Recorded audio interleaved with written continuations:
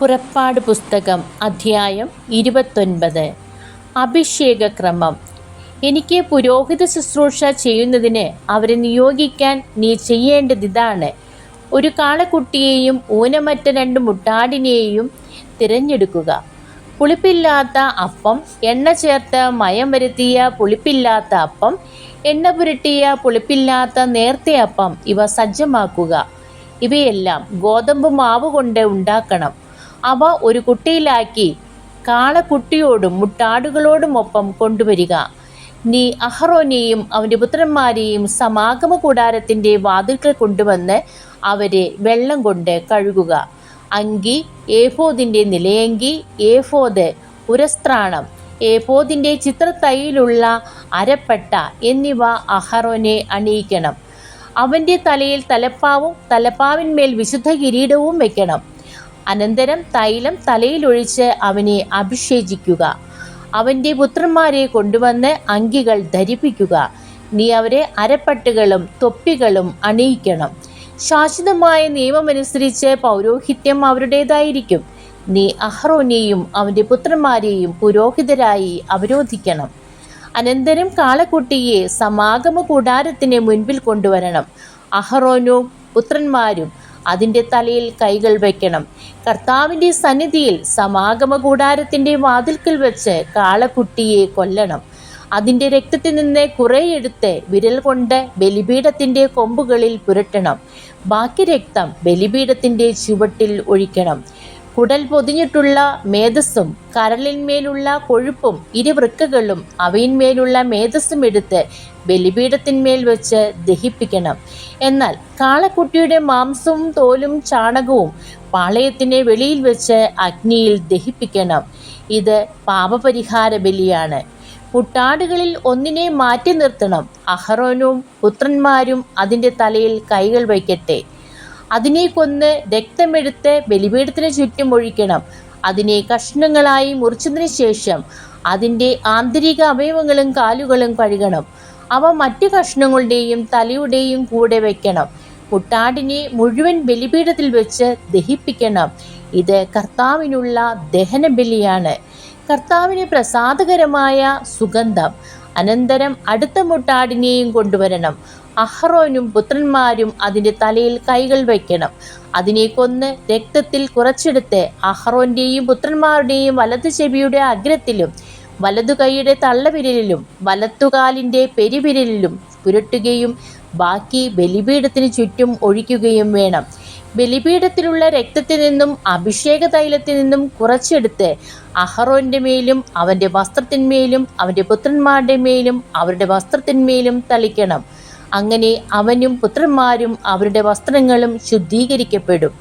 അതിനുശേഷം നീ മുട്ടാടിൻ്റെ മേധസ്സും കൊഴുത്ത വാലും കുടൽ പൊതിഞ്ഞിരിക്കുന്ന മേധസ്സും കരളിന്മേലുള്ള കൊഴുപ്പും ഇരുവൃക്കകളും അതിന്മേലുള്ള മേധസ്സും വലത്തെ കുറുകും എടുക്കണം. കാരണം അത് അഭിഷേകത്തിനുള്ള മുട്ടാടാണ്. കർത്താവിൻ്റെ സന്നിധിയിൽ വെച്ചിരിക്കുന്ന പുളിപ്പില്ലാത്ത അപ്പത്തിൻ്റെ കുട്ടയിൽ നിന്ന് ഒരപ്പവും എണ്ണ ചേർത്ത് മയം വരുത്തിയ ഒരപ്പവും നേർത്തൊരപ്പവും എടുക്കണം. ഇവയെല്ലാം അഹ്റോൻ്റെയും പുത്രന്മാരുടെയും കരങ്ങളിൽ വെച്ച് കർത്താവിൻ്റെ സന്നിധിയിൽ നീരാജനം ചെയ്യണം. അനന്തരം അത് അവരുടെ കൈകളിൽ നിന്ന് വാങ്ങി ദഹനബലിയോടൊന്നിച്ച് ബലിപീഠത്തിൽ വെച്ച് ദഹിപ്പിക്കണം. ഇത് കർത്താവിനുള്ള ദഹനബലിയാണ്, കർത്താവിന് പ്രസാദകരമായ സുഗന്ധം. അഹറോൻ്റെ അഭിഷേകത്തിനായി അർപ്പിച്ച മുട്ടാടിൻ്റെ നെഞ്ചെടുത്ത് കർത്താവിൻ്റെ സന്നിധിയിൽ നീരാജനം ചെയ്യുക. ഇത് നിന്റെ ഓഹരിയായിരിക്കും.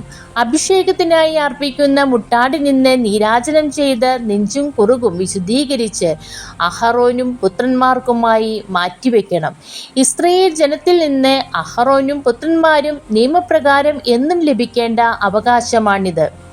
ഇസ്രായേൽ ജനം സമാധാന ബലിയിൽ നിന്ന് നീരാജനം ചെയ്ത് കർത്താവിന് സമർപ്പിക്കുന്ന കാഴ്ചയും അഹറോൻ്റെ വിശുദ്ധ വസ്ത്രങ്ങൾ അവന് ശേഷം അവൻ്റെ പുത്രന്മാർക്കുള്ളതായിരിക്കും. അവർ പുരോഹിതരായി അഭിഷിക്തരാകുന്നതും നിയോഗിക്കപ്പെടുന്നതും അവ ധരിച്ചുകൊണ്ടായിരിക്കണം.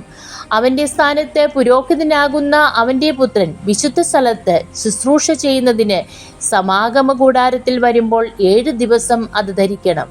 അഭിഷേകത്തിന് അർപ്പിക്കുന്ന മുട്ടാടിൻ്റെ മാംസമെടുത്ത് വിശുദ്ധമായ ഒരു സ്ഥലത്ത് വെച്ച് വേവിക്കണം. മുട്ടാടിൻ്റെ മാംസവും കുട്ടയിലുള്ള അപ്പവും അഹറോനും പുത്രന്മാരും സമാഗമ കൂടാരത്തിൻ്റെ വാതിക്കൽ വെച്ച് ഭക്ഷിക്കണം. തങ്ങളുടെ അഭിഷേകത്തിൻ്റെയും വിശുദ്ധീകരണത്തിൻ്റെയും വേളയിൽ പാപപരിഹാരത്തിനായി അർപ്പിക്കപ്പെട്ട വസ്തുക്കൾ അവർ മാത്രം ഭക്ഷിക്കട്ടെ. അവ വിശുദ്ധമാകിയാൽ അന്യർ ഭക്ഷിക്കരുത്. അഭിഷേകത്തിന് വേണ്ടിയുള്ള മാംസമോ അപ്പമോ പ്രഭാതത്തിൽ അവശേഷിക്കുന്നെങ്കിൽ അഗ്നിയിൽ ദഹിപ്പിച്ചു കളയണം. അത് വിശുദ്ധമാകിയാൽ ഭക്ഷിക്കരുത്. ഞാൻ നിന്നോട് കൽപ്പിച്ചിട്ടുള്ളതുപോലെ അഹറോനോടും പുത്രന്മാരോടും അനുവർത്തിക്കുക. അവരുടെ അഭിഷേക കർമ്മം 7 ദിവസം നീണ്ടു നിൽക്കണം. പാപപരിഹാര ബലിയായി ഓരോ ദിവസവും ഓരോ കാളക്കുട്ടിയെ അർപ്പിക്കണം. ബലിപീഠത്തിൽ പാപപരിഹാര ബലി അർപ്പിക്കുക വഴി അതിൽ നിന്ന് പാപം തുടച്ചു നീക്കപ്പെടും. അനന്തരം അതിനെ അഭിഷേപിച്ച് വിശുദ്ധീകരിക്കുക. 7 ദിവസം പരിഹാര ബലി നടത്തി ബലിപീഠത്തെ ശുദ്ധീകരിക്കുക. അപ്പോൾ ബലിപീഠം അതിവിശുദ്ധമാകും. ബലിപീഠത്തെ സ്പർശിക്കുന്നതെന്തും വിശുദ്ധമാകും. അനുദിന ബലികൾ. ബലിപീഠത്തിൽ അർപ്പിക്കേണ്ടത് ഇവയാണ്. 1 വയസ്സുള്ള 2 ആട്ടിൻകുട്ടികളെ വീതം എല്ലാ ദിവസവും അർപ്പിക്കണം. ഒന്നിനെ പ്രഭാതത്തിലും മറ്റതിനെ സായാഹ്നത്തിലുമാണ് അർപ്പിക്കേണ്ടത്. 1-ാമത്തെ ആട്ടിൻകുട്ടിയോടൊപ്പം 4-1 ഹിൻ ശുദ്ധമായ ഒലിവെണ്ണയിൽ കുഴച്ച 10-1 ഏഫാ മാവും പാനീയ ബലിയായി 4-1 ഹിൻ വീഞ്ഞും സമർപ്പിക്കണം. പ്രഭാതത്തിൽ എന്ന പോലെ സായാഹ്നത്തിൽ 2-ാമത്തെ ആട്ടിൻകുട്ടിയെ ധാന്യബലിയോടും പാനീയ ബലിയോടും ഒത്ത് സുഗന്ധവാഹിയായ ദഹനബലിയായി കർത്താവിന് അർപ്പിക്കണം. ഞാൻ നിങ്ങളെ കാണുകയും നിങ്ങളോട് സംസാരിക്കുകയും ചെയ്യുന്ന സമാഗമ കൂടാരത്തിൻ്റെ വാതിക്കൽ കർത്താവിൻ്റെ സന്നിധിയിൽ തലമുറ തോറും നിങ്ങൾ അനുദിനം അർപ്പിക്കേണ്ട ദഹനബലിയാണിത്. അവിടെ വെച്ച് ഞാൻ ഇസ്രായേൽ ജനത്തെ സന്ദർശിക്കും. എൻ്റെ മഹത്വത്താൽ അവിടെ വിശുദ്ധീകരിക്കുകയും ചെയ്യും.